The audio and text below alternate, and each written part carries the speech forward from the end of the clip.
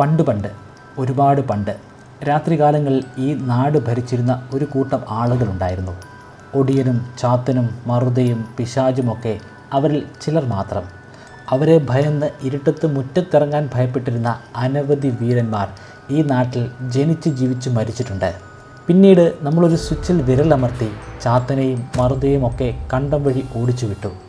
പോക്കറ്റിലിരിക്കുന്ന ഒരു കുഞ്ഞൻ ഫോൺ വെച്ച് നമുക്ക് ലോകത്ത് ആരോട് വേണമെങ്കിലും സംസാരിക്കാം, അല്ലെങ്കിൽ ലോകത്തുള്ള എന്ത് കാര്യവും ഒരു സെക്കൻഡ് കൊണ്ട് അറിയാം.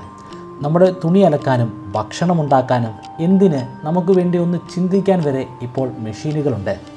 ശരിക്കും പറഞ്ഞാൽ ഈ മാജിക്കൊക്കെ ഇപ്പോൾ എപ്പോഴും ഉള്ളത് കൊണ്ട് നമ്മളിതൊന്നും മൈൻഡ് ചെയ്യാറേയില്ല. ഒരു ദിവസം കറണ്ട് ഇല്ലെങ്കിൽ നമ്മുടെയൊക്കെ വീട് തന്നെ ഉറങ്ങിപ്പോകും. 2018 പ്രളയ സമയത്ത് ഏതാണ്ട് ഒരാഴ്ചയാണ് കറണ്ട് ഇല്ലാതിരുന്നത്. വർഷങ്ങളോളം പ്രണയിച്ച പെണ്ണ് മറ്റൊരുത്തിനെ കെട്ടിപ്പോകുന്ന അവസ്ഥയായിരുന്നു അന്ന്. കറണ്ടില്ലാത്ത ഒരു ജീവിതത്തെക്കുറിച്ച് നമുക്ക് ചിന്തിക്കാനേ കഴിയില്ല. ഇതൊരു മാജിക്കാണ്. ഈ ലോകത്തെ മുഴുവനും ഭരിക്കുന്ന ഒരു ജാലവിദ്യക്കാരൻ. ഇന്ന് നമ്മൾ ജീവവായുവിന് തുല്യം സ്നേഹിക്കുന്ന കറണ്ടിനെ നമ്മുടെ പൂർവികർ ഭയന്ന് വിറച്ചിരുന്നു. തുലാമഴയ്ക്കൊപ്പം വരുന്ന ഇടിമിന്നൽ ദൈവത്തിൻ്റെയോ ചെകുത്താൻ്റെയോ വേലകളാണെന്ന് അവർ തെറ്റിദ്ധരിച്ചിരുന്നു. ഈ ഇടിമിന്നലിനെ നമ്മളെങ്ങനെ പിടിച്ചു കെട്ടിയെന്ന കഥ ഏതെങ്കിലും ഒരു ചേട്ടൻ ലാബിലിരുന്ന് ഒറ്റയടിക്ക് കണ്ടുപിടിച്ച ഒരു സിമ്പിൾ കഥയല്ല. അത് ഒരുപാട് കാലമെടുത്ത കുറേ പ്രശ്നങ്ങളുള്ള ഭയങ്കര ആവേശമുള്ള ഒരു ചരിത്രമാണ്. ആ കഥയിൽ നിറയെ ബുദ്ധിരാക്ഷസന്മാരുണ്ട്. അവിചാരിതമായി പറ്റിയ അബദ്ധങ്ങളുണ്ട്. എന്താണെന്ന് അറിയാനുള്ള അടങ്ങാത്ത ആവേശമുണ്ട്. പിന്നെ വലിയ ജീനിയസുകൾ തമ്മിൽ നടന്ന കട്ടയ്ക്കുള്ള അടിയും വഴക്കുമുണ്ട്. ജിൽ ജോൺസ് എന്ന എഴുത്തുകാരി പറയുന്ന പോലെ നമ്മുടെ ഇന്നത്തെ ഈ ലോകം എങ്ങനെയാവണമെന്ന് തീരുമാനിച്ച പ്രകാശ സാമ്രാജ്യങ്ങൾ തമ്മിലുള്ള ഒരു പൊരിഞ്ഞ പോരാട്ടത്തിൻ്റെ കഥ. ഈ കഥയാണ് ഇന്ന് നിങ്ങളുടെ മുൻപിൽ ഞാൻ അവതരിപ്പിക്കാൻ പോകുന്നത്. ഈ വീഡിയോ ചെയ്യാൻ പ്രധാനമായിട്ട് ഞാൻ 3 പുസ്തകങ്ങളാണ് ഉപയോഗിച്ചിരിക്കുന്നത്. ജിൽ ജോൺസിൻ്റെ എംപയേഴ്സ് ഓഫ് ലൈറ്റ്, ഡേവിഡ് ബൊഡാനിസിൻ്റെ ഇലക്ട്രിക് യൂണിവേഴ്സ്, എർണസ്റ്റ് ഫ്രീബർഗിൻ്റെ ദ ഏജ് ഓഫ് എഡിസൺ. പതിവ് പോലെ തന്നെ ഈ 3 പുസ്തകങ്ങളുടെ ലിങ്ക് ഞാൻ ഡിസ്ക്രിപ്ഷനിലും ഫസ്റ്റ് കമൻറ്റിലും കൊടുക്കുന്നുണ്ട്, പരിശോധിക്കുക. ഈ വീഡിയോ ഞാനൊരു ബലൂണിൽ നിന്നാണ് പറഞ്ഞു തുടങ്ങുന്നത്. ശരിക്കും എന്താണ് ഈ കാണുന്നത്? ബലൂൺ, ഒരു ചുവന്ന ബലൂൺ അല്ലേ? ശരിക്കും എന്താണ് ഈ ചുവന്ന ബലൂൺ? ഈ ബലൂണിൻ്റെ ഉള്ളിൽ വായുവുണ്ട്. കൂടാതെ ഈ ബലൂണിന് ഒരു മെറ്റീരിയലും ഉണ്ട്. ആ മെറ്റീരിയലിൻ്റെ ഉള്ളിലാണ് നമ്മൾ വായു നിറച്ചിരിക്കുന്നത്. ശരിക്കും എന്താണ് ഈ വായു? എന്താണ് ഈ ബലൂണിൻ്റെ ചുവന്ന പ്രതലം? ഇതിൻ്റെ ഉള്ളിലുള്ള വാതകങ്ങൾ ആറ്റംസാണ്. ഇതിൻ്റെ ഈ മെറ്റീരിയൽ അതും ആറ്റംസാണ്. ഇവിടെ കാണുന്ന സകലതും ആറ്റംസാണ്.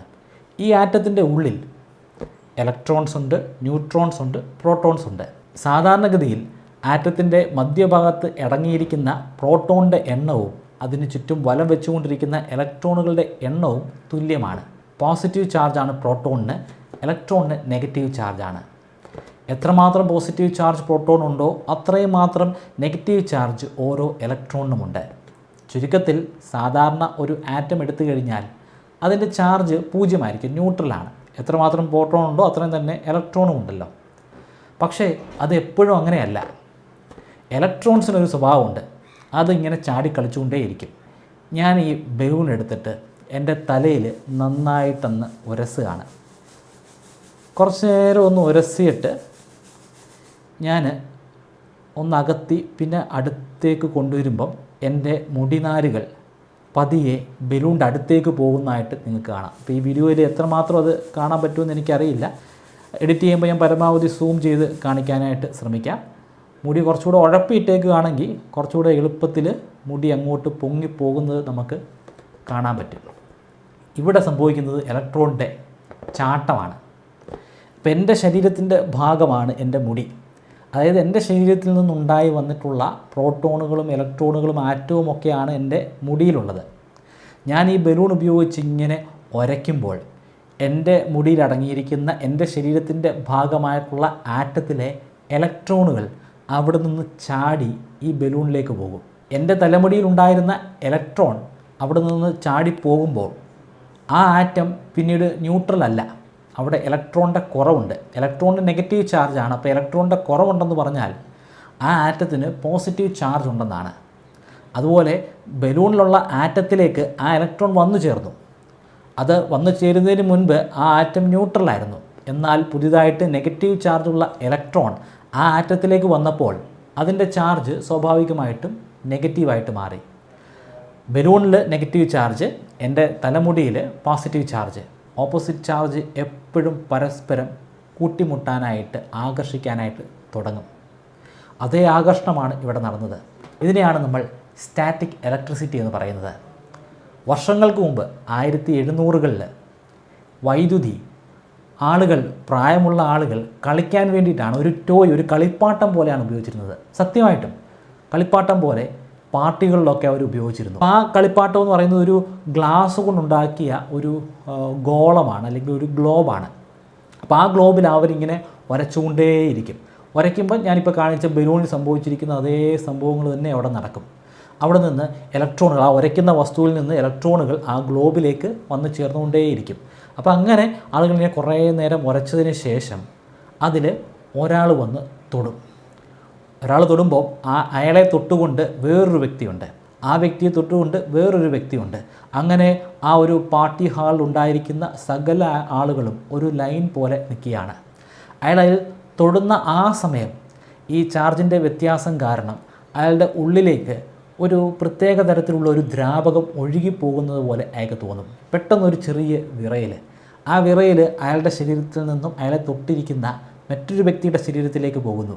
അങ്ങനെ ആ പാർട്ടി ഹാളിൽ ഉണ്ടായിരുന്ന സകല വ്യക്തികളുടെയും ഉള്ളിലൂടെ അത് കടന്നു പോകും. അതവർക്കൊരു വിനോദമാണ്. എന്താണ് തങ്ങളുടെ ശരീരത്തിൽ സംഭവിക്കുന്നതെന്ന് അവർക്കൊരു ധാരണയുമില്ല. പക്ഷേ വളരെ രസകരമായിട്ടുള്ള എന്തോ ഒരു അദൃശ്യ ശക്തി അവരുടെയൊക്കെ ഉള്ളിലൂടെ കടന്നു പോകുന്നു.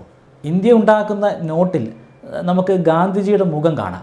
അതുപോലെ അമേരിക്ക ഉണ്ടാക്കുന്ന ഡോളറിൽ നമുക്ക് ബെഞ്ചമിൻ ഫ്രാങ്ക്ലിനെയും കാണാം. ബെഞ്ചമിൻ ഫ്രാങ്ക്ലിൻ അമേരിക്കയുടെ ഫൗണ്ടർ ഫാദറാണ്. ഈ ബെഞ്ചമിൻ ഫ്രാങ്ക്ലിൻ ജീവിച്ചിരുന്നത് ഇതേ 1700-കളിൽ തന്നെയായിരുന്നു.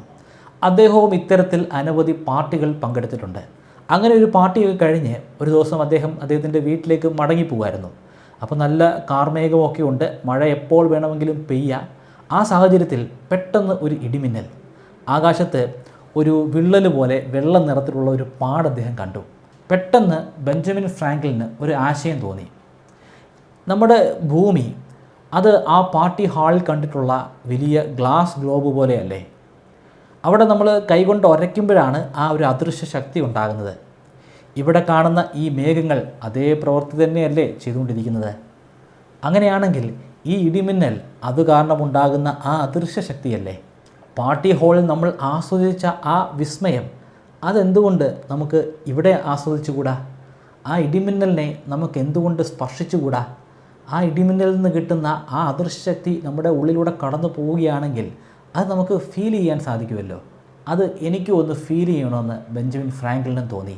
അങ്ങനെയാണ് 1752-ൽ ലോകത്തിൽ തന്നെ ഏറ്റവും അപകടകരമായിട്ടുള്ള ഒരു ശാസ്ത്ര പരീക്ഷണം ബെഞ്ചമിൻ ഫ്രാങ്ക്ലിൻ നടത്തുന്നത്. അതിനുവേണ്ടി അദ്ദേഹം ഒരു പട്ടം ഉപയോഗിച്ചു. പട്ടവുമൊക്കെ ഉണ്ടാക്കി ആ പട്ടവുമായിട്ട് അദ്ദേഹം ഇങ്ങനെ കാത്തിരിക്കുകയാണ് ഇടിമിന്നൽ ഉണ്ടാകാനായിട്ട്. ആകാശം ഇരുണ്ട് കൂടിയിട്ടുണ്ട്. കുറച്ചു നേരം കൂടെ കഴിഞ്ഞപ്പോൾ അതിശക്തമായിട്ടുള്ള ഒരു ഇടിമിന്നൽ സംഭവിച്ചു. ആ ഇടിമിന്നൽ നേരെ ബെഞ്ചമിൻ ഫ്രാങ്ക്ലിൻ്റെ പട്ടത്തിൽ കണക്ട് ചെയ്തിരുന്ന ആ മെറ്റൽ താക്കോൽ കൂട്ടത്തിൽ പോയി പതിച്ചു. ആ താക്കോലുമായിട്ട് ബന്ധിപ്പിച്ചിരുന്ന നനഞ്ഞ ആ ത്രെഡിലൂടെ വൈദ്യുതി കടന്ന് ബെഞ്ചമിൻ ഫ്രാങ്ക്ലിൻ്റെ ശരീരത്തിലെത്തി. അത് അവിടെ നിന്ന് സഞ്ചരിച്ച് പിന്നെ ഭൂമിയുടെ ഉള്ളിലേക്ക് ആണ്ടുപോയി. ഭാഗ്യം, ബെഞ്ചമിൻ ഫ്രാങ്ക്ലിന് മരണമൊന്നും സംഭവിച്ചില്ല. അദ്ദേഹം പിന്നെയും ജീവിച്ചു. പക്ഷേ വളരെ വിപ്ലവകരമായിട്ടുള്ള ഒരു കണ്ടെത്തൽ അദ്ദേഹം നടത്തി. അതിനു മുമ്പ് ഇടിമിന്നൽ എന്നൊക്കെ പറയുന്നത് നമ്മളെ സംബന്ധിച്ചിടത്തോളം പ്രേതവും ഭൂതവും ഒക്കെ ഉണ്ടാക്കുന്ന അദൃശ്യമായിട്ടുള്ള ചില പ്രക്രിയകളാണ്, അല്ലെങ്കിൽ ദൈവത്തിൻ്റെ ദേഷ്യമാണ്. അതാണ് നമ്മൾ ഇടിമിന്നലായിട്ട് കാണുന്നത്. അതോടുകൂടി ശാസ്ത്രം ആ കാര്യങ്ങളൊക്കെ തിരുത്തി എഴുതി. ശാസ്ത്രത്തിനൊരു ധാരണയുണ്ടായി. അവിടെ കാണുന്നത് ലക്ഷക്കണക്കിന് അല്ലെങ്കിൽ കോടിക്കണക്കിന് ഇലക്ട്രോണുകളുടെ സഞ്ചാരമാണ്. ഇലക്ട്രോണുകൾ അങ്ങനെ സഞ്ചരിക്കുമ്പോൾ അവിടെ വൈദ്യുതിയുടെ ഒരു പ്രവാഹമുണ്ടാകും. അങ്ങനെ വൈദ്യുതിയുടെ പ്രവാഹം ഉണ്ടാകുന്നതാണ് പല വ്യത്യസ്തമായിട്ടുള്ള ദിശകളിലേക്ക് സഞ്ചരിച്ചു പോകുന്ന ഇടിമിന്നലിൻ്റെ വെള്ള നിറത്തോടു കൂടിയിട്ടുള്ള ആ വെട്ടൽ നമ്മൾ കാണുന്നത്. പക്ഷേ പാർട്ടി ഹാളിൽ സംഭവിച്ച ഇലക്ട്രിസിറ്റിയും തുറസായ സ്ഥലത്ത് ഇടിമിന്നലായിട്ട് അനുഭവപ്പെട്ടിട്ടുള്ള ഇലക്ട്രിസിറ്റിയും തീർത്തും വ്യത്യസ്തമാണ്. പാർട്ടി ഹാളിലെ ഇലക്ട്രിസിറ്റി അത് സ്റ്റാറ്റിക് ഇലക്ട്രിസിറ്റിയാണ്. അവിടെ ഇലക്ട്രോൺ എങ്ങോട്ട് ഓടിപ്പോകുന്നില്ല. പക്ഷേ തുറസായ സമയത്ത് ഇടിമിന്നൽ സംഭവിക്കുമ്പോൾ നടന്നിരിക്കുന്നത് ഇലക്ട്രോണിൻ്റെ ഒരു വലിയ സഞ്ചാരമാണ്. പൈപ്പ് തുറക്കുമ്പോൾ ശക്തമായിട്ട് വെള്ളം വെളിയിലേക്ക് വരുമല്ലോ. ആ വെള്ളം എങ്ങനെയാണോ വരുന്നത് അതേ രീതിയിൽ തന്നെയാണ് ഇടിമിന്നൽ സംഭവിക്കുമ്പോഴും ഇലക്ട്രോണിൻ്റെ ഒരു വലിയ പ്രവാഹം സംഭവിക്കുന്നത്. ബെഞ്ചമിൻ ഫ്രാങ്ക്ലിൻ അന്ന് വളരെ അപകടം പിടിച്ച ഒരു എക്സ്പെരിമെൻ്റാണ് നടത്തിയത്. അതിലൂടെ അദ്ദേഹത്തിൻ്റെ ജീവൻ തന്നെ നഷ്ടമാകുമായിരുന്നു. പക്ഷേ ആ ഒരു എക്സ്പെരിമെൻ്റ് നടത്തിയതിലൂടെ അദ്ദേഹത്തിന് ലക്ഷക്കണക്കിന് ആളുകളുടെ ജീവനാണ് പിന്നീട് സംരക്ഷിക്കാൻ സാധിച്ചത്. അവരുടെ സ്വത്തുക്കളും സംരക്ഷിക്കാൻ സാധിച്ചു. എങ്ങനെയാണെന്നല്ലേ, അദ്ദേഹം ഒരു കണ്ടുപിടുത്തം നടത്തി. Lightning road. വലിയ ഉയരം കൂടിയിട്ടുള്ള കെട്ടിടങ്ങളിൽ ഇടിമിന്നൽ സംഭവിക്കുമ്പോൾ ഒരുപാട് നാശനഷ്ടങ്ങൾ സംഭവിക്കാറുണ്ട്. ആ കെട്ടിടത്തിലുള്ള ആളുകൾക്ക് ജീവഹാനി പോലും സംഭവിക്കും. അത് ഒഴിവാക്കാനായിട്ട് ആ കെട്ടിടത്തിനേക്കാൾ കുറച്ചുകൂടെ മുകളിൽ നിൽക്കുന്ന ഒരു ലൈറ്റ്നിങ് റോഡ് അദ്ദേഹം സ്ഥാപിച്ചു. ആ ലൈറ്റ്നിങ് റോഡ് അത് ആ വീടിൻ്റെ ഒരു ഭാഗത്തും സ്പർശിക്കുന്നില്ല. അത് നേരെ പോകുന്നത് ഭൂമിയുടെ അടിയിലേക്കായിരിക്കും. ആ പ്രദേശത്ത് ഒരു ഇടിമിന്നൽ സംഭവിച്ചു കഴിഞ്ഞാൽ ആ ഇടിമിന്നലിൻ്റെ പ്രവാഹം അല്ലെങ്കിൽ ആ ഇലക്ട്രോണിൻ്റെ പ്രവാഹം നേരെ പോകുന്നത് ഈ ലൈറ്റ്നിങ് റോഡിലേക്കാണ്. ലൈറ്റ്നിങ് റോഡ് അത് അതിനെ പിടിച്ച് നേരെ ഭൂമിയുടെ അടിയിലേക്ക് കൊണ്ടുപോകും. ആ വീടും ആ വീട്ടിലുള്ളവരൊക്കെ സുരക്ഷിതരായിരിക്കും. പക്ഷേ അന്ന് ബെഞ്ചമിൻ ഫ്രാങ്ക്ലിന് വൈദ്യുതി ഉണ്ടാക്കാനൊന്നും സാധിച്ചില്ല. ഈ കാണുന്നത് വൈദ്യുതിയാണെന്ന് ചൂണ്ടിക്കാണിക്കാൻ സാധിച്ചു. പിന്നീട് ഒരു വലിയ ബ്രേക്ക് ത്രൂ ഉണ്ടാകുന്നത് 2 ഇറ്റാലിയൻ ഗവേഷകർ തമ്മിലുണ്ടായിട്ടുള്ള ഒരു തർക്കത്തെ തുടർന്നാണ്. അതിൽ ഒരാളാണ് ലൂയിഗി ഗാൽവാനോ. അയാൾ വളരെ വിചിത്രമായിട്ടുള്ളൊരു പരീക്ഷണം നടത്തി.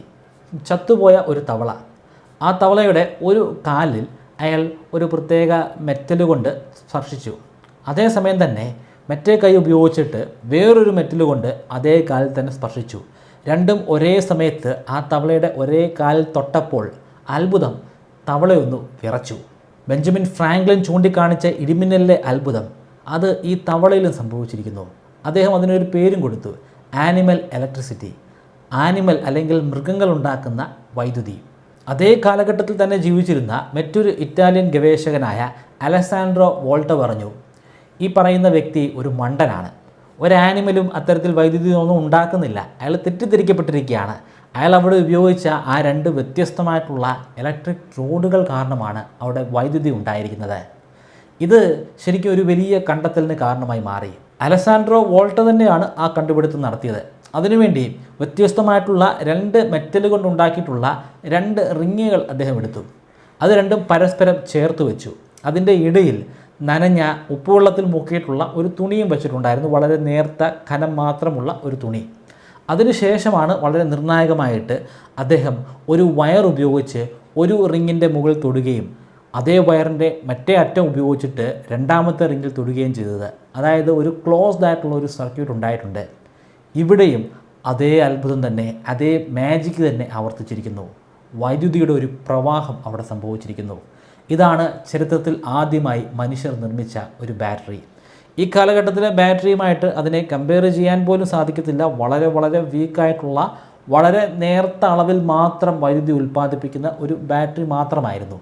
പക്ഷേ അത് വളരെ വിപ്ലവകരമായിട്ടുള്ളൊരു കണ്ടുപിടുത്തമായിരുന്നു.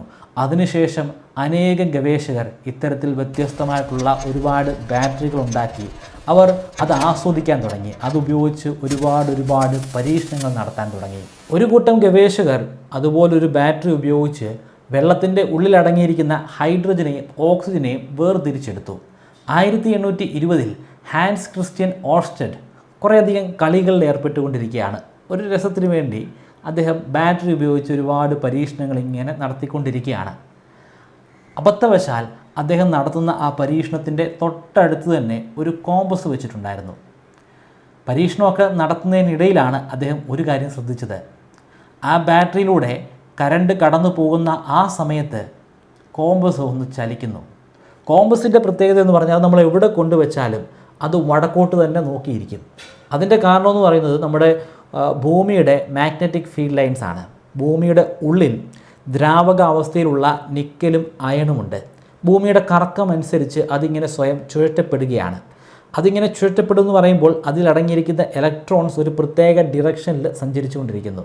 ആ പ്രത്യേക ഡിറക്ഷനിൽ ഇലക്ട്രോൺ സഞ്ചരിക്കുന്നത് കാരണം ഭൂമിയുടെ ഉള്ളിൽ നിന്നും മാഗ്നറ്റിക് ഫീൽഡ് ലൈൻസ് വെളിയിലേക്ക് വരുന്നു.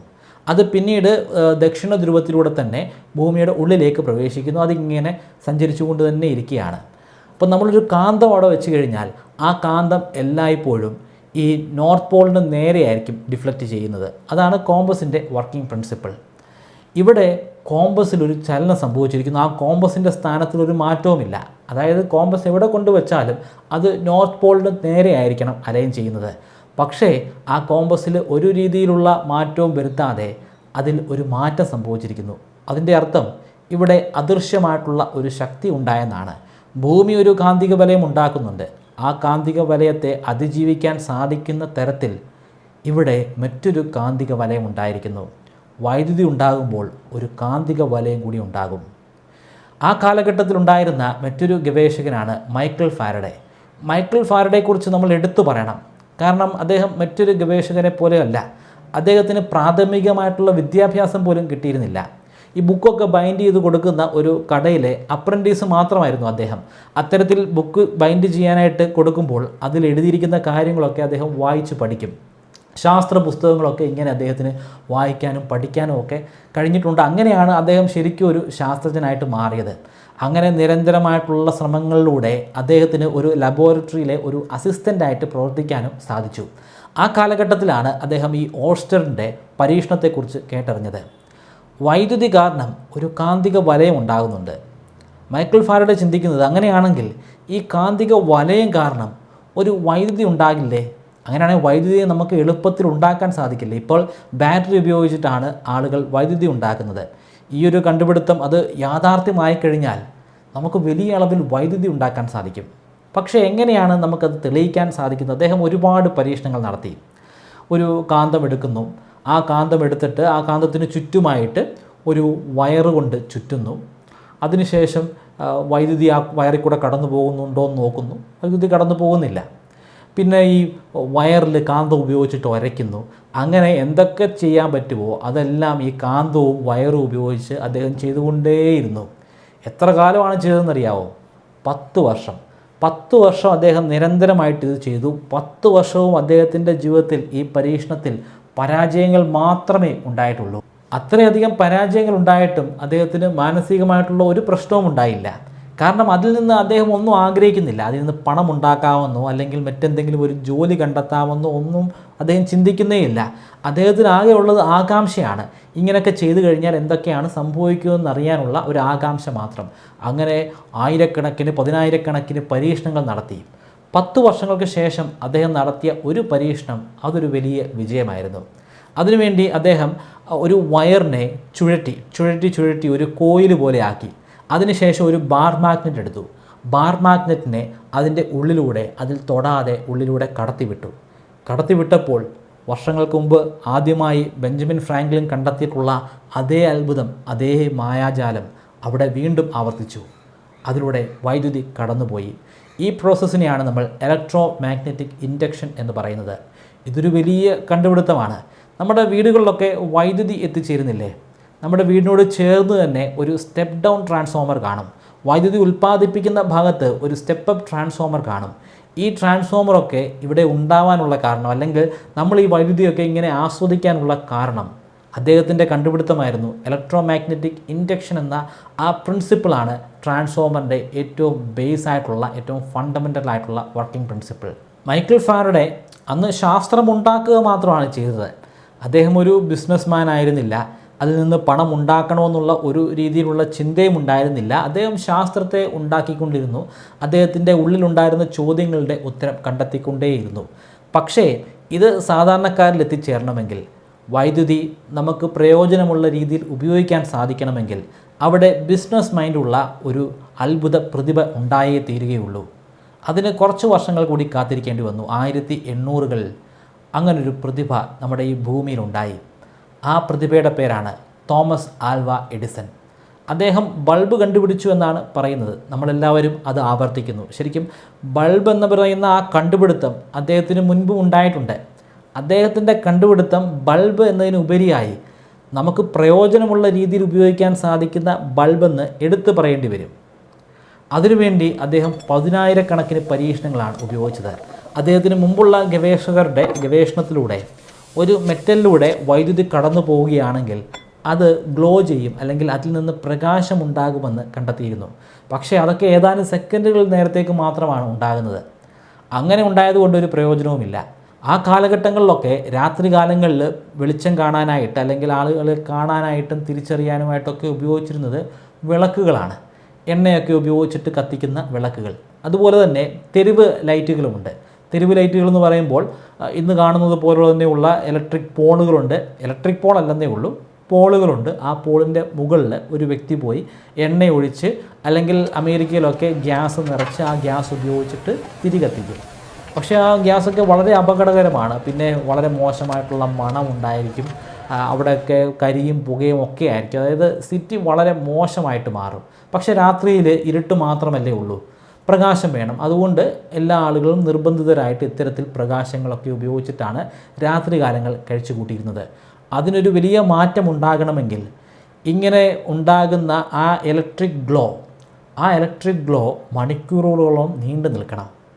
പക്ഷേ അതിന് പറ്റുന്ന തരത്തിലുള്ള ഒരു വയർ നമ്മൾ കണ്ടെത്തണം. അദ്ദേഹം ഒരുപാട് പരീക്ഷണങ്ങൾ നടത്തി. ആ പരീക്ഷണത്തിൻ്റെ ഭാഗമായിട്ട് അദ്ദേഹം പ്ലാറ്റിനം പോലും ഉപയോഗിച്ചിട്ടുണ്ട്. കൂടാതെ അദ്ദേഹം ആണുങ്ങളുടെ താടിയിലെ രോമങ്ങൾ പോലും വയറുപോലെ ചുരുട്ടിയെടുത്തിട്ടുണ്ട്. അതൊക്കെ വലിയ പരാജയമായിരുന്നു. പക്ഷേ മൈക്കിൾ ഫാരഡെ പോലെ തന്നെ അനവധി പരാജയങ്ങൾക്ക് ശേഷം നമ്മുടെ തോമസ് ആൽവ എഡിസണും വിജയിക്കാൻ സാധിച്ചു. 1879 എഡിസൺ ഈ പരീക്ഷണത്തിന് വേണ്ടി അന്ന് ഉപയോഗിച്ചത് നമ്മൾ ഇന്ന് ഉപയോഗിക്കുന്ന തരത്തിലുള്ള ഒരു വയറേ ആയിരുന്നില്ല. അതൊരു മെറ്റൽ പോലും ആയിരുന്നില്ല, അതൊരു നൂലായിരുന്നു, കോട്ടൻ്റെ ഒരു നൂല്. അത് ഒരു സാധാരണ കോട്ടൻ്റെ നൂലുമല്ല, കരിഞ്ഞ അല്ലെങ്കിൽ കരി പുരണ്ട അല്ലെങ്കിൽ കാർബണൈസ്ഡ് ആയിട്ടുള്ള ഒരു കോട്ടൺ ത്രെഡാണ്. ആ ത്രെഡിലൂടെ ഇലക്ട്രിസിറ്റി കടത്തിവിട്ടപ്പോൾ അത് തിളങ്ങി, അവിടെ പ്രകാശമുണ്ടായി. മങ്ങിയതാണെങ്കിൽ പോലും ഒരു പ്രകാശം. ആ പ്രകാശം അന്ന് 13 മണിക്കൂറാണ് നീണ്ടു നിന്നത്. എഡിസൺ അന്ന് വെറുതെ ഒരു നൂലിലൂടെ വൈദ്യുതി കടത്തി വിടുവായിരുന്നില്ല. അതിനുവേണ്ടി ഇന്നത്തെ ബൾബിന് സമാനമായിട്ടുള്ള ഒരു ബൾബ് അന്ന് അദ്ദേഹം ഉണ്ടാക്കിയെടുത്തു. ആ ബൾബിൻ്റെ ഉള്ളിലുണ്ടായിരുന്ന വാതകങ്ങളെല്ലാം അദ്ദേഹം വാക്യൂമൈസ് ചെയ്തു. അതായത് അതിൻ്റെ ഉള്ളിൽ കാര്യമായിട്ട് വാതകമൊന്നുമില്ല. അതിനുശേഷമാണ് ഈ ഒരു നൂലിനെ അവിടെ കൊണ്ടുപോയി വെക്കുകയും അതിലൂടെ വൈദ്യുതി കടത്തിവിടുകയും ചെയ്തത്. ഇതിനെക്കുറിച്ച് എർണസ്റ്റ് ഫ്രീബർഗ് അദ്ദേഹത്തിൻ്റെ ദ ഏജ് ഓഫ് എഡിസൺ എന്ന പുസ്തകത്തിൽ എഴുതിയിരിക്കുന്നത്, ഒരു ഗവേഷകൻ എന്തെങ്കിലും ഒരു ശാസ്ത്രം അല്ലെങ്കിൽ ഒരു കോൺസെപ്റ്റ് ഉണ്ടാക്കിയെടുക്കും. പക്ഷേ എഡിസൺ ആ കോൺസെപ്റ്റിനെ മനുഷ്യന് പ്രയോജനമുള്ള ഒരു വലിയ സിസ്റ്റമായിട്ട് മാറ്റിയെടുക്കും. അന്ന് എഡിസൺ ഒരു ബൾബ് മാത്രമല്ല ഉണ്ടാക്കിയത്, ആ ബൾബിന് ആവശ്യമായിട്ടുള്ള, അത് പ്രവർത്തിക്കാൻ ആവശ്യമായിട്ടുള്ള വൈദ്യുതി അദ്ദേഹം ഉണ്ടാക്കിയെടുത്തു. ആ വൈദ്യുതി കടന്നു പോകാനുള്ള വയർ ഉണ്ടാക്കിയെടുത്തു. വയറെന്ന് പറയുമ്പോൾ മെറ്റൽ വയറാണല്ലോ, അത് ഉണ്ടാക്കിയെടുക്കേണ്ടതായിട്ടുള്ള ഒന്നും ഇല്ലല്ലോ എന്നായിരിക്കും നിങ്ങൾ ചിന്തിക്കുക. പക്ഷേ അങ്ങനെയുള്ള ഒരു വയർ ഉപയോഗിച്ചിട്ട് നമ്മൾ വീടുകളിലേക്കോ അല്ലെങ്കിൽ തെരുവിലേക്കോ വൈദ്യുതി എത്തിക്കുകയാണെങ്കിൽ വലിയ അപകടമാണ്. അതിലൊന്ന് തൊട്ട് കഴിഞ്ഞാൽ ആളുകൾക്ക് ഷോക്ക് അടിക്കും, ആളുകൾ മരിക്കും. അതൊഴിവാക്കാനായിട്ട് ആദ്യമായി അദ്ദേഹം ഇൻസുലേറ്റഡ് ആയിട്ടുള്ള വയർ കണ്ടെത്തി. വെളിയിൽ നിന്ന് തൊട്ട് കഴിഞ്ഞാൽ ഷോക്ക് അടിക്കാത്ത വയറുകൾ. ഇന്ന് കാണുന്ന ഇലക്ട്രിക് വയറുകളുടെയൊക്കെ തുടക്കം എഡിസണാണ് കുറിച്ചത്. ആവശ്യമുള്ളപ്പോൾ മാത്രം ബൾബുകൾ കത്തിക്കാനും ആവശ്യമില്ലാത്തപ്പോൾ അത് ഓഫാക്കി വയ്ക്കാനും ഇലക്ട്രിക് സ്വിച്ചുകൾ കണ്ടുപിടിച്ചു. അനിയന്ത്രിതമായിട്ടുള്ള അളവിൽ ഇലക്ട്രിസിറ്റി കടന്നു പോകുമ്പോൾ ബൾബുകൾ ചീത്തയായി പോകും. അത് ഒഴിവാക്കാനായി ഇലക്ട്രിക് ഫ്യൂസുകൾ കണ്ടുപിടിച്ചു. ഓരോ വ്യക്തിയും എത്രമാത്രം വൈദ്യുതിയാണ് ഉപയോഗിക്കുന്നതെന്നറിയാനായി ഓരോ വീടുകളിലും ഓരോ സ്ഥാപനങ്ങളിലും പവർ മീറ്ററുകളും സ്ഥാപിച്ചു. അതിലൂടെ അദ്ദേഹത്തിന് ധാരാളം പണം സമ്പാദിക്കാനും സാധിച്ചു. ഈ ഘട്ടങ്ങളിലൊക്കെ വൈദ്യുതി പ്രധാനമായിട്ടും ഉപയോഗിച്ചിരുന്നത് വലിയ വലിയ സ്ഥാപനങ്ങളിലും ഫാക്ടറികളിലും അതുപോലെ ധനികരായിട്ടുള്ള ആളുകളുടെ വീട്ടുകളിലുമാണ്.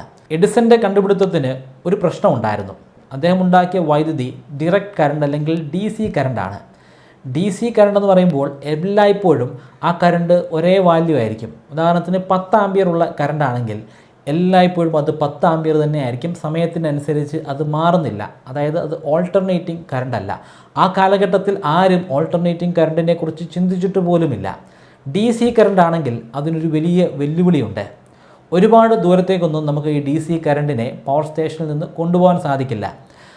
എഡിസൺ ഉണ്ടാക്കിയിട്ടുള്ള പവർ സ്റ്റേഷനിൽ നിന്ന് പരമാവധി 1 കിലോമീറ്റർ അകലെയുള്ള പ്രദേശത്ത് വരെ മാത്രമേ വൈദ്യുതി എത്തിക്കാൻ സാധിക്കുകയുള്ളൂ. കാരണം ഈ കട്ടിയുള്ള വയറുകളിലൂടെ DC കറണ്ട് കടന്നു പോകുമ്പോൾ ഒരുപാട് ഊർജ്ജം പാഴായി പോകുന്നുണ്ട്. 1 കിലോമീറ്ററൊക്കെ കഴിയുമ്പോഴേക്കും പൂർണ്ണമായിട്ടും അവിടെ ഊർജ്ജം ഇല്ലാതെയാകും. അതായത് ഒരു വലിയ സിറ്റിയിൽ വൈദ്യുതി എല്ലായിടത്തും എത്തിക്കണമെങ്കിൽ ഒരുപാട് പവർ സ്റ്റേഷനുകൾ സ്ഥാപിക്കണം. അതിന് ഒരുപാട് ഫണ്ട് അത്യാവശ്യമാണ്. അതായത് കോടീശ്വരന്മാരായിട്ടുള്ള ആളുകൾക്കും വലിയ വലിയ ഫാക്ടറികൾക്കും മാത്രമാണ് വൈദ്യുതി ഉപയോഗിക്കാൻ സാധിക്കുന്നത്. അവർക്ക് പോലും ശരിക്കും വൈദ്യുതിയുടെ ഈ വലിയ കനത്ത വില കൊടുക്കാൻ സാധിക്കാത്തൊരവസ്ഥയാണ് ആ കാലഘട്ടങ്ങളിലൊക്കെ സംഭവിക്കുന്നത്. ഒരു സിറ്റിയിൽ തന്നെ ഇതാണ് അവസ്ഥയെങ്കിൽ സിറ്റിയിൽ നിന്നും വളരെ വളരെ അകലെയുള്ള ഒരു ഫാം ഹൗസിലേക്ക് എങ്ങനെ വൈദ്യുതി എത്തിക്കാൻ സാധിക്കും? ഇത് പ്രധാനപ്പെട്ട ഒരു വെല്ലുവിളിയായിരുന്നു. കൂടാതെ അദ്ദേഹത്തിൻ്റെ DC കറണ്ടുമായി ബന്ധപ്പെട്ട് ഒരുപാട് ന്യൂനതകളുമുണ്ട്. ആ കാലഘട്ടത്തിൽ അദ്ദേഹത്തിനോടൊപ്പം പ്രവർത്തിക്കുന്ന മറ്റ് ഗവേഷകർക്ക് ഒരു വലിയ ഓഫർ കൊടുത്തു. എൻ്റെ നിലവിലുള്ള DC കറണ്ടിൻ്റെ പ്രോബ്ലം നിങ്ങൾ സോൾവ് ചെയ്യുകയാണെങ്കിൽ നിങ്ങൾക്ക് $50,000 ഞാൻ ബോണസായിട്ട് തരും. ഇത് മനസ്സിൽ വെച്ചുകൊണ്ട് ഒരുപാട് ഗവേഷകർ കഷ്ടപ്പെട്ട് പണിയെടുക്കാനും ഗവേഷണങ്ങൾ നടത്താനും ഒക്കെ ശ്രമിച്ചുകൊണ്ടിരുന്നു. ആ കാലഘട്ടത്തിൽ അമേരിക്കയിൽ എത്തിച്ചേർന്ന എഡിസൻ്റെ കമ്പനിയുടെ ഭാഗമായി മാറിയിട്ടുണ്ടായിരുന്ന ഒരു സെർബിയൻ വംശജനായിട്ടുള്ള ഒരു എഞ്ചിനീയർ ഉണ്ടായിരുന്നു. അദ്ദേഹത്തിൻ്റെ പേരാണ് നിക്കോള ടെസ്ല. എഡിസനെ പോലൊന്നുമായിരുന്നില്ല നിക്കോള ടെസ്ല കുറച്ചുകൂടെ പ്രാക്ടിക്കലിനും അപ്പുറം മാത്തമെറ്റിക്കലായിട്ടുള്ള ഇക്വേഷനുകളിലൂടെ സൊല്യൂഷൻ കണ്ടെത്താൻ ശ്രമിക്കുന്ന ഒരു വ്യക്തിയാണ്.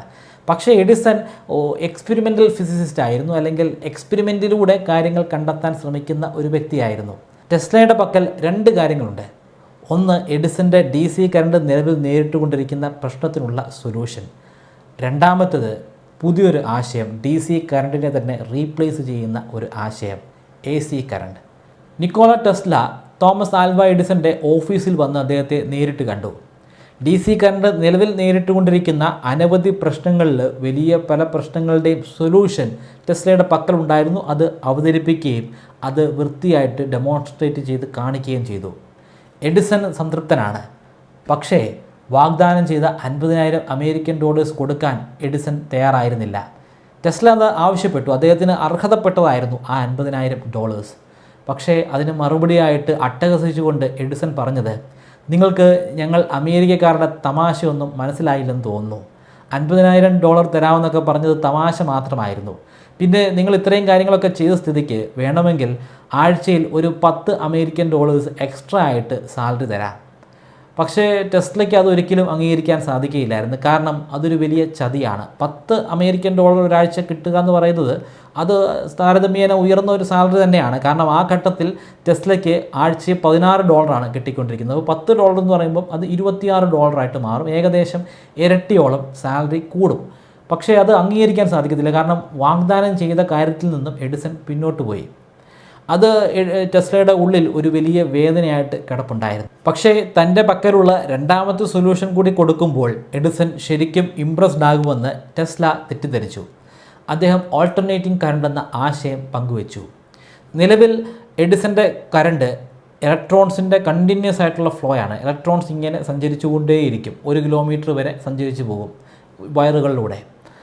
പക്ഷേ അത്തരത്തിൽ ഇലക്ട്രോൺസിനെ സഞ്ചരിക്കാൻ വിടാതെ അതിനെ മുന്നോട്ടൊന്ന് തള്ളുകയും പിന്നീട് പിന്നോട്ടൊന്ന് വലിക്കുകയും ചെയ്താലോ? അതായത് ഇലക്ട്രോൺസ് എങ്ങോട്ട് ഓടിപ്പോകുന്നില്ല, ഇലക്ട്രോണിനെ മുന്നോട്ടൊന്ന് തള്ളുന്നു, പിന്നെ പിന്നേക്കൊന്ന് വലിക്കുന്നു. ഈ പ്രക്രിയ 1 സെക്കൻഡിൽ തന്നെ 60 തവണ വീണ്ടും റിപ്പീറ്റ് ചെയ്തുകൊണ്ടേയിരിക്കും. അതിലൂടെ 100 കണക്കിന് കിലോമീറ്ററുകൾ അകലെയുള്ള സ്ഥലങ്ങൾ വരെ വൈദ്യുതി കാര്യമായിട്ട് നഷ്ടമൊന്നുമില്ലാതെ തന്നെ എത്തിക്കാൻ സാധിക്കും. എഡിസൺ ഇതൊട്ടും അംഗീകരിക്കാൻ സാധിക്കുകയില്ലായിരുന്നു. നിങ്ങളെന്ത് തോന്നിയവാസമാണ് ഈ പറയുന്നത്? ഇലക്ട്രോണിനെ അങ്ങോട്ട് തള്ളുന്നു, ഇങ്ങോട്ട് വലിക്കുന്നു. ഇങ്ങനെ ചെയ്തുകൊണ്ട് ഒരിക്കലും നമുക്ക് വൈദ്യുതി ഉൽപ്പാദിപ്പിക്കാൻ സാധിക്കത്തില്ല. ഇതിന് കോടിക്കണക്കിന് $10,000 ഇൻവെസ്റ്റ്മെൻറ്റും അത്യാവശ്യമാണ്. കൂടാതെ നിലവിലുള്ള DC കറണ്ടിന് വേണ്ടി സ്ഥാപിച്ചിട്ടുള്ള സകല കാര്യങ്ങളും നമ്മൾ ഉപേക്ഷിക്കേണ്ടി വരും. ആ കാലഘട്ടത്തിൽ തന്നെ ഒരുപാട് ഇൻവെസ്റ്റ്മെൻറ്റ് DC കറണ്ടിന് വേണ്ടി, അതിൻ്റെ ജനറേറ്ററിന് വേണ്ടിയും അതിൻ്റെ ഡിപ്ലോയ്മെൻറ്റിന് വേണ്ടിയും എഡിസൺ ചെലവഴിച്ചിട്ടുണ്ടായിരുന്നു. അദ്ദേഹം ഭൂമിയുടെ അടിയിലൂടെയാണ് അന്ന് ഇലക്ട്രിക് വയറുകൾ വലിച്ചിരുന്നത്. വലിയ വലിയ കിടങ്ങുകൾ ഉണ്ടാക്കി അതിൻ്റെ ഉള്ളിലൂടെ ഇലക്ട്രിക് വയറുകൾ വലിച്ച് കസ്റ്റമേഴ്സിൻ്റെ വീടുകൾ എത്തിച്ചു കൊടുക്കുന്ന ഒരു പ്രോസസ്സായിരുന്നു. നിലവിലുള്ള പ്രോസസ്സുകളെല്ലാം മാറ്റി തീർത്തും വ്യത്യസ്തമായിട്ടുള്ള പുതിയ സാങ്കേതിക വിദ്യ തുടങ്ങണം. അങ്ങനൊന്നും തുടങ്ങാൻ എഡിസന് സാധിക്കുമായിരുന്നില്ല. ടെസ്ല ഇത് പ്രാക്ടിക്കലി അല്ല കാണിക്കുന്നത്, മാത്തമെറ്റിക്കൽ ഇക്വേഷനുകൾ ഉപയോഗിച്ചിട്ടാണ് കാണിക്കുന്നത്. എഡിസന് അത്തരത്തിലുള്ള ഇക്വേഷനുകളൊന്നും അങ്ങനെ ദഹിക്കുമായിരുന്നില്ല. അദ്ദേഹം പ്രാക്ടിക്കലിൻ്റെ ആളാണ്. എഡിസൻ്റെ ഭാഗത്തു നിന്നും ഇത്തരത്തിലുള്ള ഒരു അധിക്ഷേപം കൂടി ആയപ്പോൾ നിക്കോള ടെസ്ലയ്ക്ക് പിടിച്ചു നിൽക്കാൻ പറ്റാതെയായി. അങ്ങനെയാണ് അദ്ദേഹം അവിടുത്തെ ജോലി ഉപേക്ഷിച്ച് വെളിയിൽ വരുന്നത്. പക്ഷേ ഈ കാര്യം നിക്കോള ടെസ്ലയ്ക്ക് ഒറ്റയ്ക്ക് ചെയ്യാൻ സാധിക്കുന്നതല്ല. നിക്കോള ടെസ്ലയുടെ കയ്യിൽ പണമില്ല, അദ്ദേഹത്തിന് ജീവിച്ചു പോകാനുള്ള പണം പോലുമില്ല. പിന്നെ എങ്ങനെയാണ് AC കറണ്ടിന് വേണ്ടി ആവശ്യമായിട്ടുള്ള കോടിക്കണക്കിന് ഡോളേഴ്സ് ഉണ്ടാക്കിയെടുക്കുന്നത്? എഡിസൻ്റെ പക്കലാണെങ്കിൽ പണമുണ്ട്. അത്തരത്തിൽ പണമുള്ള മറ്റൊരാളെ കൂടി കണ്ടെത്തണം. ഒടുവിൽ അദ്ദേഹം വെസ്റ്റിംഗ് ഹൗസ് എന്ന് പറയുന്ന ആ കാലഘട്ടത്തിലെ വളരെ ബ്രില്യൻ്റ് ആയിട്ടുള്ള ഒരു ഇൻഡസ്ട്രിയലിസ്റ്റിനെ, ഒരു എഞ്ചിനീയറിനെ കണ്ടുമുട്ടുന്നത്. വെസ്റ്റിംഗ് ഹൗസിൻ്റെ മുൻപിലും ഇതേ ആശയം തന്നെ പങ്കുവച്ചു. നിക്കോള ടെസ്ലയുടെ AC കറണ്ടിനും ഒരുപാട് പ്രശ്നങ്ങളുണ്ടായിരുന്നു. AC കറണ്ട് 100 കണക്കിന് കിലോമീറ്റർ അകലെയുള്ള വീടുകളിൽ കാര്യമായിട്ടുള്ള നാശനഷ്ടമൊന്നുമില്ലാതെ എത്തിക്കണമെങ്കിൽ വളരെ ഉയർന്ന വോൾട്ടേജിലായിരിക്കണം ആ കറണ്ട് ഉണ്ടായിരിക്കുന്നത്. നമ്മൾ ഉൽപ്പാദിപ്പിക്കുന്ന കറണ്ടിനേക്കാൾ ഉയർന്ന അളവിലുള്ള വോൾട്ടേജിലേക്ക് എങ്ങനെയാണ് വൈദ്യുതി എത്തിക്കുക? അതുമാത്രമല്ല പ്രശ്നം, ഇനിയിപ്പോൾ എങ്ങനെയെങ്കിലും നമ്മൾ ഉയർന്ന അളവിലുള്ള വോൾട്ടേജിലേക്ക് മാറ്റി വീടുകളുടെ പരിസരത്തേക്ക് എത്തിച്ചു എന്ന് കരുതുക. അങ്ങനെയാണെങ്കിൽ തന്നെ മറ്റൊരു പ്രശ്നമുണ്ട്. ഈ വളരെ ഉയർന്ന വോൾട്ടേജിലുള്ള വൈദ്യുതി സാധാരണക്കാർ വീട്ടിൽ ഉപയോഗിക്കുന്ന ബൾബിലോ അല്ലെങ്കിൽ മറ്റ് ഇലക്ട്രിക്കൽ ഡിവൈസുകളിലോ ഉപയോഗിക്കാൻ സാധിക്കില്ല. വളരെ അപകടം പിടിച്ചതാണ് ഈ അത്രയും ഉയർന്ന വോൾട്ടേജിലുള്ള വൈദ്യുതി. അതുകൊണ്ട് തന്നെ അതവിടെ എത്തിച്ചതുകൊണ്ട് ഒരു പ്രയോജനവുമില്ല. അല്ലെങ്കിൽ അത്രയധികം ഉയർന്ന വോൾട്ടേജിനെ വളരെ കുറഞ്ഞ വോൾട്ടേജിൽ വീട്ടിൽ ഉപയോഗിക്കാൻ സാധിക്കുന്ന രീതിയിലേക്ക് മാറ്റിയെടുക്കണം. വെസ്റ്റിംഗ് ഹൗസ് ഇതേ കാര്യം തന്നെ ടെസ്ലയോട് ചോദിച്ചു. ഇതിനുള്ള സൊല്യൂഷൻ കണ്ടെത്താതെ ഇതുകൊണ്ട് മുന്നോട്ട് പോയിട്ട് ഒരു കാര്യവുമില്ല. പക്ഷേ ടെസ്ലയുടെ പക്കൽ സൊല്യൂഷൻ ഉണ്ടായിരുന്നു. വർഷങ്ങൾക്ക് മുമ്പ് മൈക്കൽ ഫാരഡെ മുന്നോട്ട് വെച്ച ആശയം ഇലക്ട്രോ മാഗ്നറ്റിക് ഇൻഡക്ഷൻ. ആ ഇൻഡക്ഷൻ പ്രകാരം പ്രവർത്തിക്കുന്ന ട്രാൻസ്ഫോമർ. ആദ്യം നമ്മളുടെ പവർ ജനറേറ്ററിൻ്റെ വളരെ അടുത്ത് തന്നെ ഒരു സ്റ്റെപ്പ് ട്രാൻസ്ഫോമർ വെക്കുക. ആ ട്രാൻസ്ഫോമറിൻ്റെ സഹായത്താൽ വളരെ ഉയർന്ന വോൾട്ടേജിലേക്ക് വൈദ്യുതിയെ ഉയർത്തിക്കൊണ്ടുവരിക. പിന്നീട് ട്രാൻസ്മിറ്റ് ചെയ്യുക. വീടുകളുടെ പരിസരത്തെത്തുമ്പോൾ അവിടുത്തെ വോൾട്ടേജ് കുറയ്ക്കണം. അത് കുറയ്ക്കാനായിട്ട് സ്റ്റെപ്പ് ഡൗൺ ട്രാൻസ്ഫോമറുകൾ ഉപയോഗിക്കുക. വൈദ്യുതിയുടെ വോൾട്ടേജ് കുറച്ച് വീടുകളിൽ എത്തിക്കുക. ഇത് ഒരു വലിയ ആശയമായിരുന്നു. പക്ഷേ കോടികളുടെ ഇൻവെസ്റ്റ്മെൻറ്റ് വേണം. AC ജനറേറ്റർ അല്ലെങ്കിൽ ഓൾട്ടർനേറ്റർ വേണം. കൂടാതെ സ്റ്റെപ്പ് അപ്പ് ട്രാൻസ്ഫോമേഴ്സ് വേണം. അനവധി സ്റ്റെപ്പ് ഡൗൺ ട്രാൻസ്ഫോമേഴ്സ് വേണം. പിന്നെ ഇതൊക്കെ അവിടേക്ക് എത്തിക്കാനായിട്ടുള്ള ഇലക്ട്രിക് പോൾസുകൾ വേണം. കൂടാതെ വൈദ്യുതി കടന്നു പോകാനുള്ള വയറുകളും വേണം. കോടിക്കണക്കിന് ഇൻവെസ്റ്റ്മെൻറ്റുകൾ വേണമായിരുന്നു. പക്ഷേ വെസ്റ്റിംഗ് ഹൗസിന് ആ ഇൻവെസ്റ്റ്മെൻറ്റുകൾ നടത്താൻ ആ കാലഘട്ടത്തിൽ സാധിക്കും. കാരണം അദ്ദേഹത്തിൻ്റെ ഒരു പ്രോജക്റ്റ് വലിയ വിജയമായിരുന്നു. ട്രെയിനുകൾ ആ കാലഘട്ടത്തിൽ ഉപയോഗിച്ചിരുന്ന എയർ ബ്രേക്കുകൾ അദ്ദേഹത്തിൻ്റെ കമ്പനിയുടെ സംഭാവനയായിരുന്നു. അതിൽ നിന്ന് അദ്ദേഹത്തിന് വലിയൊരു തുക സമാഹരിക്കാനും സാധിച്ചു. വെസ്റ്റിംഗ് ഹൗസ് ടെസ്ലയുടെ കയ്യിൽ നിന്നും പേറ്റൻറ്റ് വാങ്ങി. ഇനി യുദ്ധം നടക്കാൻ പോകുന്നത് നിക്കോള ടെസ്ലയും എഡിസണും മാത്രമല്ല, നിക്കോള ടെസ്ലയുടെ ഒപ്പം തന്നെ വെസ്റ്റിംഗ് ഹൗസുമുണ്ട്. ശരിക്കും യുദ്ധം നടക്കുന്നത് വെസ്റ്റിംഗ് ഹൗസും എഡിസണും തമ്മിലാണ്. 2 ബിസിനസ് മാഗ്നറ്റുകൾ തമ്മിലുള്ള യുദ്ധമാണ്. ആ യുദ്ധത്തിൽ പരാജയപ്പെടുകയാണെങ്കിൽ എഡിസണ് നഷ്ടപ്പെടാൻ 2 കാര്യങ്ങളുണ്ട്. ഒന്ന്, കോടികളുടെ ഇൻവെസ്റ്റ്മെൻറ്റാണ്. DC കറണ്ടിനു വേണ്ടി ഒരുപാട് ഇൻവെസ്റ്റ്മെൻറ്റ് നടത്തിയിട്ടുണ്ട്. രണ്ടാമത്, ഏറ്റവും പ്രധാനപ്പെട്ടത് അദ്ദേഹത്തിൻ്റെ റെപ്യൂട്ടേഷൻ. ആ കാലഘട്ടത്തിലെ അമേരിക്കയുടെ ഒരു ഹീറോയാണ് എഡിസൺ. എഡിസൺ എന്ന് പറഞ്ഞാൽ അത്ഭുത മനുഷ്യനാണ്. ഒരുപാട് കണ്ടെത്തലുകൾ നടത്തിയിട്ടുള്ള, ഓരോ ദിവസവും ഓരോരോ പുതിയ കണ്ടുപിടുത്തവുമായിട്ട് വരുന്ന, അമേരിക്കക്കാരുടെ പ്രശ്നങ്ങൾ സോൾവ് ചെയ്യുന്ന ഒരു ജാലവിദ്യക്കാരൻ, ഒരു ബിസിനസ് മാഗ്നറ്റ്, അതുമല്ലെങ്കിൽ ഒരു തികഞ്ഞ സയൻറ്റിസ്റ്റ്. ആ പട്ടം തന്നെ നഷ്ടപ്പെട്ടു പോകും ടെസ്ലയോട് തോറ്റുപോയി കഴിഞ്ഞാൽ. ടെസ്ല കാര്യമായിട്ട് റെക്കഗ്നീഷനൊന്നും ആ കാലഘട്ടത്തിൽ കിട്ടാത്ത ഒരു വ്യക്തി കൂടിയായിരുന്നു. ഇതിനെക്കുറിച്ച് എംപയേഴ്സ് ഓഫ് ലൈറ്റ് എന്ന പുസ്തകത്തിൽ ജിൽ ജോൺസ് എഴുതിയിരിക്കുന്നത് ഇങ്ങനെയാണ്: ഇവിടെ എഡിസൺ വിജയിക്കാനായിട്ട് ഉപയോഗിക്കുന്നത് ഭയമാണ്. ആളുകളിൽ തെറ്റിദ്ധാരണ പരത്തുക, ആളുകളിൽ AC കറണ്ടുമായി ബന്ധപ്പെട്ട് ഒരു വലിയ ഭയമുണ്ടാക്കിയെടുക്കുക. എത്ര കുറഞ്ഞ പൈസയ്ക്ക് കിട്ടിയാൽ പോലും AC കറണ്ട് ഒരു കാരണവശാലും എടുക്കില്ലെന്ന് അമേരിക്കക്കാരെ കൊണ്ട് പറയിപ്പിക്കുക. അതിനുവേണ്ടി അദ്ദേഹം ഒരുപാട് സിനിമകൾ ഉണ്ടാക്കിയെടുത്തു. ആ കാലഘട്ടം എന്ന് പറയുന്നത് സിനിമകളുടെയൊക്കെ ഒരു തുടക്ക കാലഘട്ടമാണ്. സിനിമകളെന്ന് പറയുമ്പോൾ ഈ കാലഘട്ടത്തിലെ സിനിമകളായിട്ടൊന്നും താരതമ്യപ്പെടുത്തരുത്. ചെറിയ ഫൂട്ടേജുകളാണ്, ഏതാനും സെക്കൻഡുകൾ മാത്രമുള്ള ഫൂട്ടേജുകൾ. ആ ഫൂട്ടേജുകളിൽ അദ്ദേഹം ഉപയോഗിക്കുന്നത് തെരുവ് നായ്ക്കളെയും പൂച്ചകളെയും ഒക്കെയാണ്. ആ തെരുവ് നായ്ക്കളുടെയും പൂച്ചകളുടെയും ഒക്കെ ദേഹത്തുകൂടെ AC കറണ്ട് കടത്തിവിടും. അപ്പോൾ അവർ പിടഞ്ഞ് മരിക്കും. അത്തരത്തിലുള്ള വീഡിയോ ദൃശ്യങ്ങൾ ആളുകൾക്ക് സൗജന്യമായിട്ട് കാണിച്ചു കൊടുത്തു. ആളുകൾ ഇത് കാണുമ്പോൾ വിചാരിക്കുന്നത് AC കറണ്ട് എന്ന് പറയുന്നത് ആളുകളെ കൊല്ലാൻ ഉപയോഗിക്കുന്ന ഒരു ടൂൾ മാത്രമായിട്ടാണ്. എഡിസന്റെ ഈ പ്രാകൃത പരീക്ഷണങ്ങൾ തന്നെ ഏറ്റവും കുപ്രശസ്തി ആർജിച്ചത് 1903 നടപ്പിലാക്കിയിട്ടുള്ള ഒരു പരീക്ഷണമാണ്.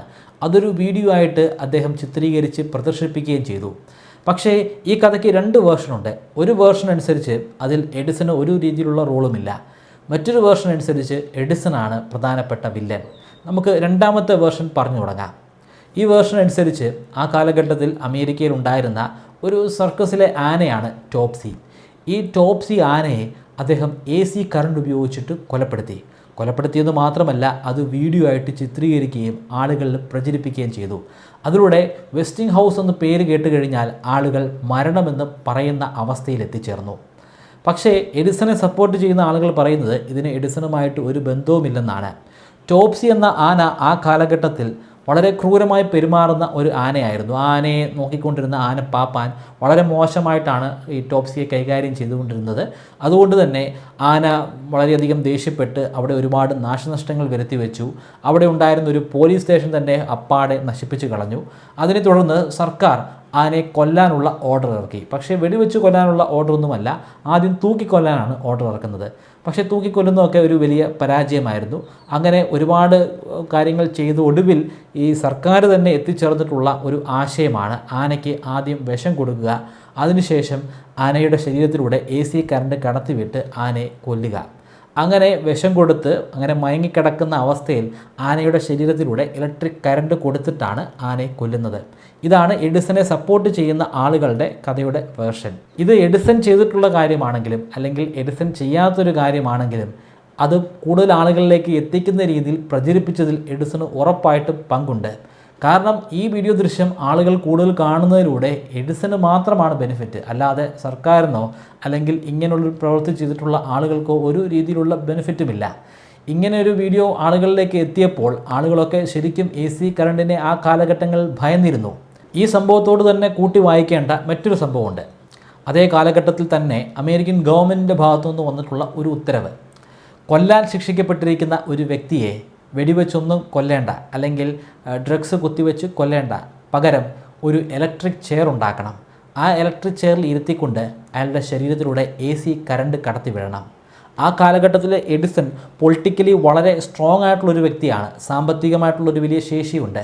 വേണ്ടി വന്നാൽ ഇത്തരത്തിലുള്ള നിയമങ്ങൾ ഗവൺമെൻറ്റിനെ കൊണ്ട് എടുപ്പിക്കാനുള്ള കെൽപ്പും അദ്ദേഹത്തിനുണ്ട്. ടോപ്സിയെ കൊല്ലാനുള്ള ഗവൺമെൻറ്റിൻ്റെ ഓർഡറിന് പിന്നിലും എഡിസൺ പ്രവർത്തിക്കാനുള്ള സാധ്യതയുണ്ട്. ഇവിടെയും എഡിസൻ്റെ ഒരു വലിയ സാന്നിധ്യമുണ്ട്. ആദ്യമായി ഇലക്ട്രിക് ചെയറിൽ ഇരുന്ന് മരിക്കാൻ വിധിക്കപ്പെട്ടിട്ടുള്ള വ്യക്തി അതിക്രൂരമായിട്ടാണ് അന്ന് കൊല്ലപ്പെട്ടത്. ഒരുപാട് സമയമെടുത്ത് ശരീരമൊക്കെ കത്തി അമർന്ന് കരിഞ്ഞാണ് ആ വ്യക്തി ഇല്ലാതെയായത്. ഇതും എഡിസൺ വലിയ രീതിയിൽ ആളുകളിലേക്ക് എത്തിക്കാൻ ശ്രമിച്ചു. എഡിസണും ടെസ്ലയും തമ്മിലുള്ള ഇലക്ട്രിക് വാറിന് അന്ത്യം കുറിക്കുന്നത് 2 മേജർ പ്രോജക്റ്റുകളിലൂടെയാണ്. ഒന്ന് 1893 ഷിക്കാഗോ വേൾഡ് ഫെയർ. ആ കാലഘട്ടമായപ്പോഴേക്കും കൊളംബസ് അവിടെ ലാൻഡ് ചെയ്തിട്ട് 400 വർഷങ്ങൾ പിന്നിട്ടിരുന്നു. അത് നന്നായിട്ടൊന്ന് ആഘോഷിക്കണമെന്ന് ഗവൺമെൻറ് തീരുമാനിച്ചു. അതിൻ്റെ ഭാഗമായി ആ ദിവസം രാത്രി പൂർണ്ണമായിട്ടും ആ സിറ്റി വിളക്കിൽ അല്ലെങ്കിൽ പ്രകാശത്തിൽ കുളിച്ചു നിൽക്കണം. അങ്ങനൊരു ദൃശ്യം ലോകത്ത് അന്നുവരെ ആരും കണ്ടിരുന്നില്ല. പക്ഷേ ആർക്കാണ് അത് സാധിക്കുക? അതിനുവേണ്ടി ഒരു ബിഡ് തന്നെ നടത്തി. ആ കാലഘട്ടത്തിൽ പ്രധാനമായിട്ടും ആ ബിഡിൽ പങ്കെടുക്കാനുണ്ടായിരുന്നത് എഡിസൻ്റെ കമ്പനിയും അതുപോലെ വെസ്റ്റിംഗ് ഹൗസിൻ്റെ കമ്പനിയുമായിരുന്നു. എഡിസൻ്റെ കമ്പനിക്ക് അങ്ങനെ ഒരു സിറ്റി മുഴുവനും പ്രകാശത്തിൽ കുളിപ്പിക്കണമെങ്കിൽ ഒരുപാട് പണം വേണം, ഒരുപാട് പവർ സ്റ്റേഷനുകൾ സ്ഥാപിക്കണം. അതുകൊണ്ട് തന്നെ ഒരു വലിയ തുകയാണ് അന്ന് അദ്ദേഹം ബിഡ് എമൗണ്ട് ആയിട്ട് പറഞ്ഞത്. പക്ഷേ വെസ്റ്റിംഗ് ഹൗസിന് അത്രയധികം പണത്തിൻ്റെ ആവശ്യമില്ല, ഒരൊറ്റ പവർ സ്റ്റേഷൻ മതി. ആ പവർ സ്റ്റേഷൻ ഉപയോഗിച്ച് മുഴുവൻ സിറ്റിയും പ്രകാശം കൊണ്ട് ജ്വലിപ്പിക്കാനായിട്ട് അദ്ദേഹത്തിന് സാധിക്കുമായിരുന്നു. കുറഞ്ഞ എമൗണ്ടിലാണ് അന്ന് അദ്ദേഹം ബിഡ് ചെയ്തത്. കുറഞ്ഞ എമൗണ്ട് കൊടുത്തതുകൊണ്ട് തന്നെ വെസ്റ്റിംഗ് ഹൗസിൻ്റെ സ്ഥാപനത്തിന് ആ ബിഡ് കിട്ടി.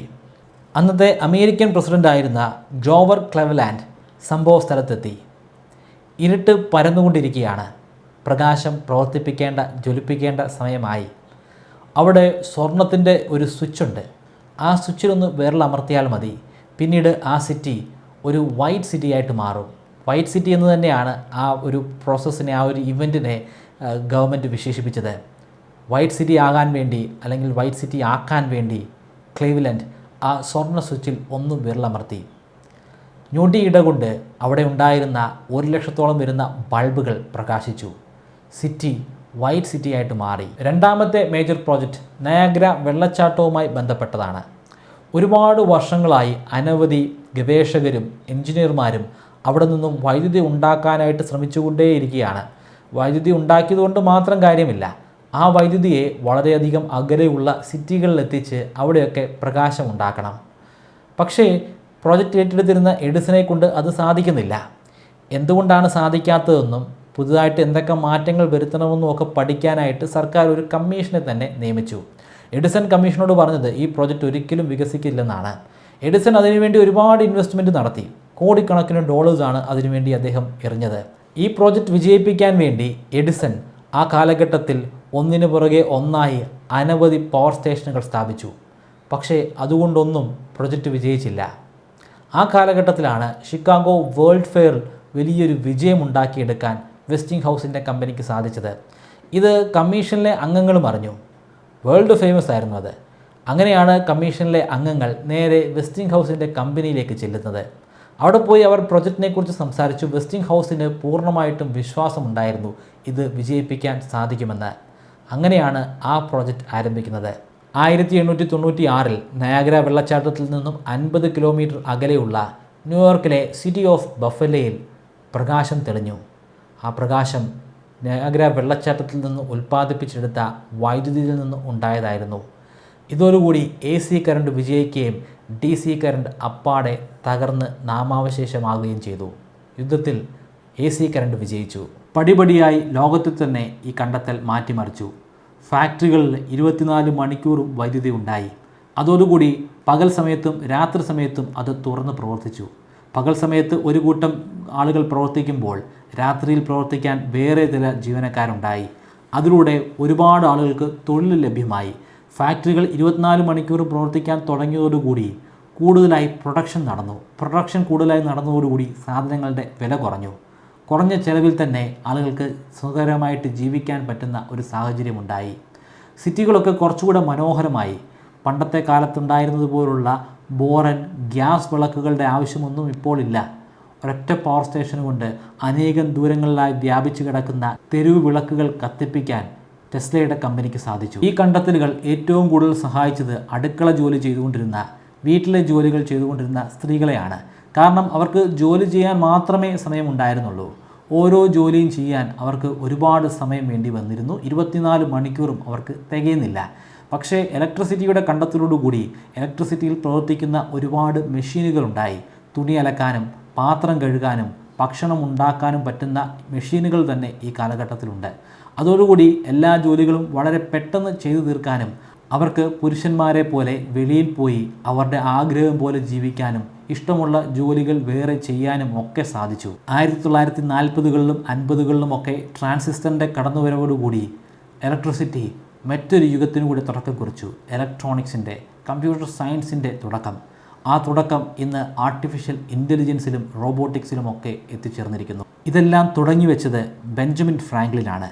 അതിന് നിയമങ്ങൾ കൊണ്ടുവന്നത് മൈക്കിൾ ഫാരഡെ. പിന്നീട് അത് ഡെവലപ്പ് ചെയ്ത് ബിൽഡ് ചെയ്തത് തോമസ് ആൽവ എഡിസണും നിക്കോള ടെസ്ലയുമാണ്. അടുത്ത തവണ നിങ്ങളുടെ ഉറ്റവർക്ക് ഒരു മെസ്സേജ് അയക്കുമ്പോൾ, ഒരു വീഡിയോ കോൾ ചെയ്യുമ്പോൾ, യൂട്യൂബിലൊരു വീഡിയോ കാണുമ്പോൾ, TV-യിൽ ഒരു സിനിമ കാണുമ്പോൾ ഈ ലെജൻസിനെ കുറിച്ച് ഒന്ന് ചിന്തിക്കുന്നത് നല്ലതായിരിക്കും. ഇവരിൽ ആരെങ്കിലും ഒരാളില്ലായിരുന്നെങ്കിൽ തന്നെ ഈ സാങ്കേതിക വിദ്യയൊന്നും ഇവിടെ ഉണ്ടായിരിക്കില്ലായിരുന്നു. നിങ്ങൾക്ക് ഞാനൊരു 25 മെമ്മറി ട്രിക്കുകൾ പറഞ്ഞു തരാം. ആ ട്രിക്കുകൾ ഉപയോഗിച്ച് എത്ര കടുകട്ടിയായിട്ടുള്ള വിഷയങ്ങളും വളരെ ഈസി ആയിട്ട് നിങ്ങൾക്ക് പഠിക്കാനും ദീർഘനാളത്തേക്ക് നിങ്ങളുടെ ഓർമ്മശക്തിയിൽ സൂക്ഷിച്ചു വെക്കാനും സാധിക്കുന്നതാണ്. ഈ 25 മെമ്മറി ട്രിക്കുകൾ ബ്രൈറ്റ് കേരളൈറ്റിൻ്റെ വെബ്സൈറ്റിലും മൊബൈൽ ആപ്ലിക്കേഷനിലും ഇപ്പോൾ ഒരു കോഴ്സിൻ്റെ രൂപത്തിൽ പബ്ലിഷ് ചെയ്തിട്ടുണ്ട്. 3000 രൂപയാണ് കോഴ്സിൻ്റെ ഫീ. എന്നാൽ നിങ്ങൾ ഇപ്പോൾ രജിസ്റ്റർ ചെയ്യുകയാണെങ്കിൽ 20% ഡിസ്കൗണ്ട് ലഭിക്കുന്നതാണ്. അതിനുവേണ്ടി സ്ക്രീനിൽ കാണുന്നത് പോലെ MBK20 എന്ന പ്രൊമോ കോഡ് ഉപയോഗിക്കുക. ഡിസ്ക്രിപ്ഷനിലും ഫസ്റ്റ് കമൻറ്റിലും ഞാൻ ലിങ്ക് കൊടുക്കുന്നുണ്ട്. താല്പര്യമുള്ളവർ ഇപ്പോൾ തന്നെ ഒന്ന് ചെക്കൗട്ട് ചെയ്യുക.